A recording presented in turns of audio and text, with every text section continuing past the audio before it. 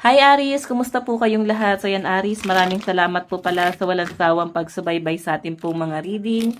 And kung ikaw ay bago pa lang sa ating channel, mag-subscribe na po kayo. Then i-click mo na rin yung ating notification bell para lagi kang updated sa ating mga bagong upload. Okay, so guys, sa mga interested naman sa ating private reading ay nasa description box below lang po yung link.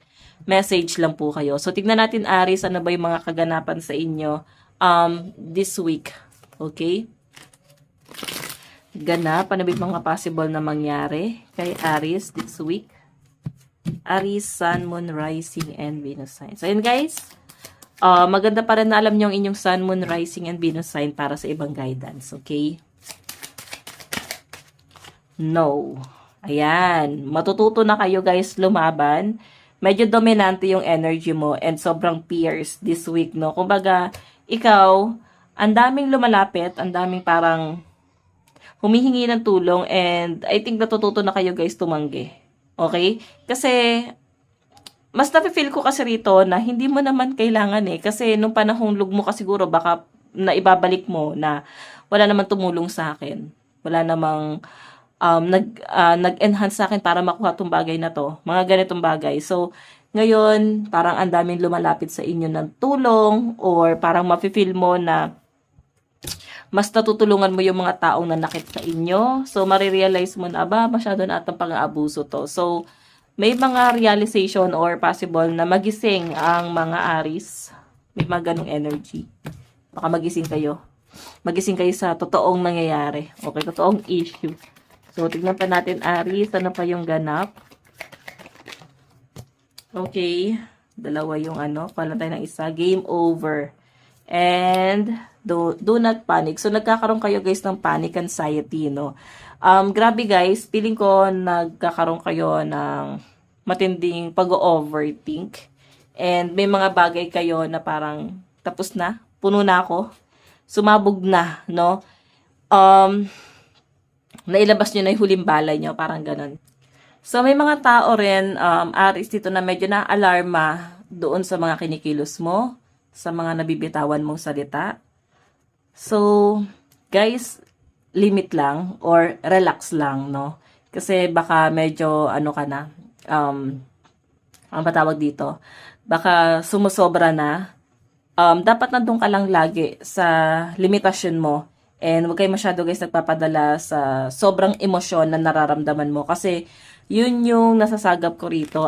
Aries, pwedeng nadadala ka ng sobrang emosyon mo. Pwedeng hindi na siya guys nakakabuti. Baka siya ay medyo below the belt na. I-appreciate nyo na lang din guys yung mga taong totoong tumutulong talaga. I-appreciate mo yung mga taong totoong nagmamalasakit sa inyo. Kasi tignan mo yung energy doon sa likod. Hinahabol ka pa rin ng multo mo. Hinahabol ka pa rin ng mga takot mo na nagdudulot sa inyo guys ng stress or pwedeng depression. Pwedeng natitrigger lang to guys kasi napuno ka lang. Okay, pero kaya naman to guys i-overcome. So, eto, nakikita ko naman guys na parang kaya mong aralin na limitahan yung sarili mo Kasi yan parang kailangan mo muna na wala mo ng kausap para hindi ka masyado nakakapagbitaw ng masakit na salita or para wala ka masaktan. Pwede ikaw mismo gusto mong bigyan ng limitasyon yung sarili mo para sa kanila. Yun yung nasasagap ko dyan. Kasi ayaw mo na rin guys na parang makapanakit. Yun. Check pa natin. Additional message.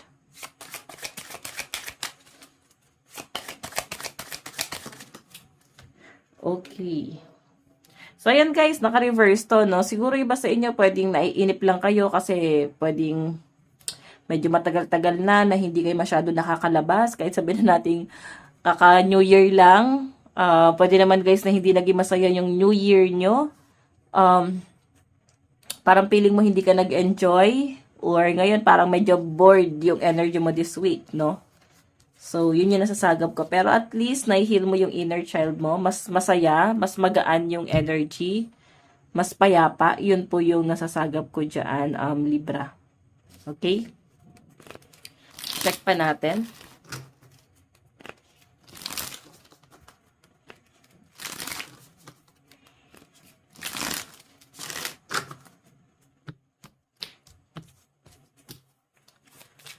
Okay, additional message.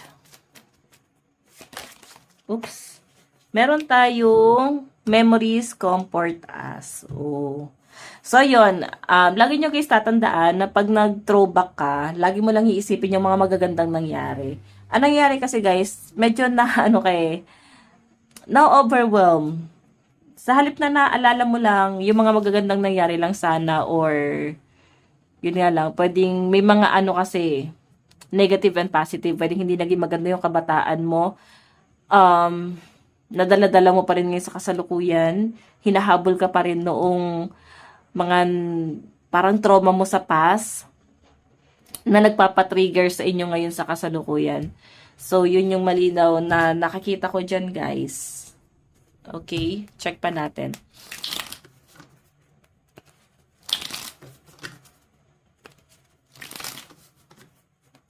Additional message.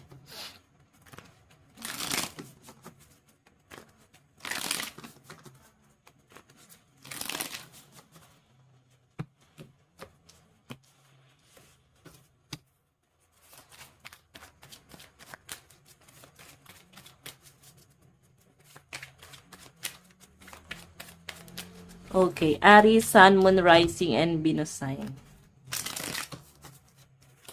Additional message. Yung iba sa inyo guys, baka may mga hobby ka dito. Medyo limit mo yung sarili mo. Pwedeng dapat nagbibigay lang sa inyo ng kasiyahan to Pero medyo may mga negative energy ako nasasagap dyan. Pwedeng hindi nakakabuti, hindi nakakatulong. Okay, so limit lang. Tamang, ayan, kung may mga libangan ka, kung mahilig ka sa games, tamang laro lang, pero huwag nyo guys masyadong isabuhay. Baka kasi may mga negative doon na pwedeng maka-apekto sa inyo or pwedeng lumiit yung mundo mo. Okay? Okay. So, meron tayong friends. Ayan, may nakikita ko guys, bonding together with friends. This week, pwedeng mag-bonding kayo. Ayan. 3 lang ba kayo lagi sa mga friend mo? Baka kasi magkikita-kita kayo guys. Aries, meron tayong okay stability. So, isa dito guys, pwede mapag-usapan nyo about business or ano pa ba yung pwede pagkakitaan, stability. So, nakikita ko rito guys, pwede hindi lang to guys patungkol sa pera, is patungkol din to guys sa kung ano ba yung stability. Pwedeng sa relationship, ano ba yung pwedeng maging stable para sa inyo, ano ba yung mas makakabuti para sa inyo. Pwedeng ano kayo guys, magbibigay-bigay kayo ng kanya-kanyang opinion din dito. So, meron tayong gift. Ayan, baka meron ka ma-receive na gift. And libation. So, tignan pa natin. Advice para sa inyo. Ito naman guys is about sa, baka ikaw ay kailangan mo na magdasal-dasal. Baka hindi ka na nakakapag-manifest. Ayan, dumaan na yung full moon, dapat nagma-manifest ka pa rin. Okay, kung hindi ka na nakakapagsimba, at least manifest ka lang kahit sa bahay.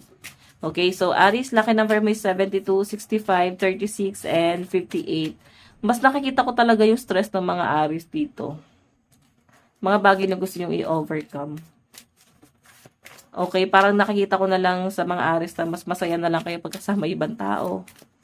And yung karelasyon mo. Okay, mga tao nakakaintindi talaga. So, advice, unleash your kindest self. So, actually, mabait naman yung mga Aries. Feeling ko na ano lang kayo.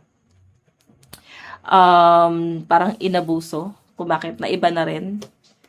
Na iba na rin yung kilos mo, na iba yung mindset mo, na iba yung trato mo sa kanila. So, Aries, ito lang pong inyong reading. Maraming salamat po. Bye-bye.